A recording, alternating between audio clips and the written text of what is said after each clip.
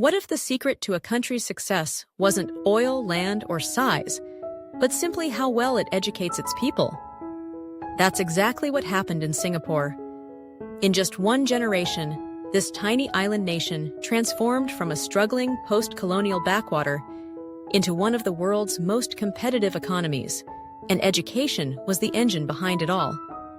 In 1965, when Singapore gained independence, it had no natural resources, a divided population, and very little hope.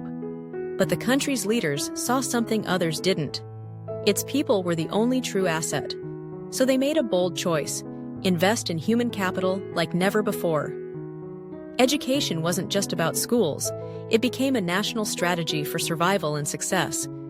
At the heart of this strategy was one clear principle: no one would be left behind. The government launched massive efforts to provide universal access to education.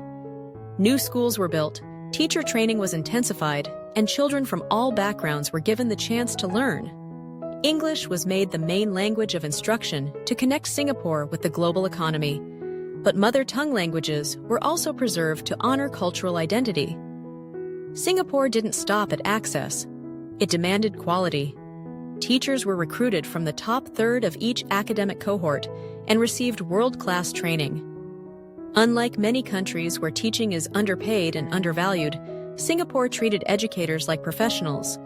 They were given career paths, ongoing development, and strong support systems. In return, they delivered excellence. The system itself was built for flexibility. While many countries stuck to rigid education models, Singapore constantly adapted.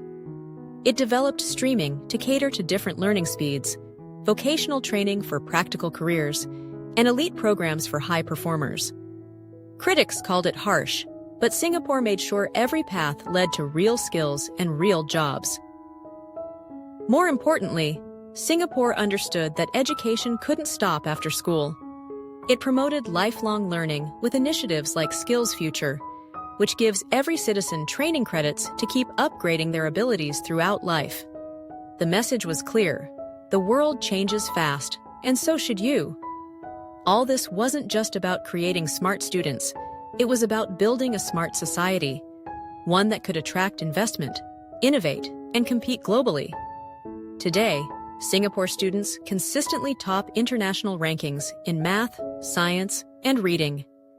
But more importantly, the country has produced a workforce that's trusted by global companies, admired by international educators, and envied by policymakers around the world.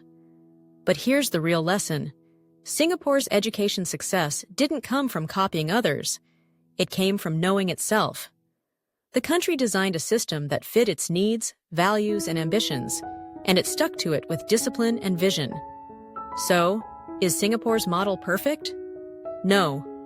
It still faces challenges like stress, pressure, and questions about creativity. But what it proves is this: with the right priorities and a long-term mindset, education can lift not just individuals, but an entire nation. If this story sparked new ideas for you, don't let it stop here. Subscribe to the channel, share this with someone who cares about the future of education, and let's keep exploring how smart systems shape a smarter world. See you in the next video.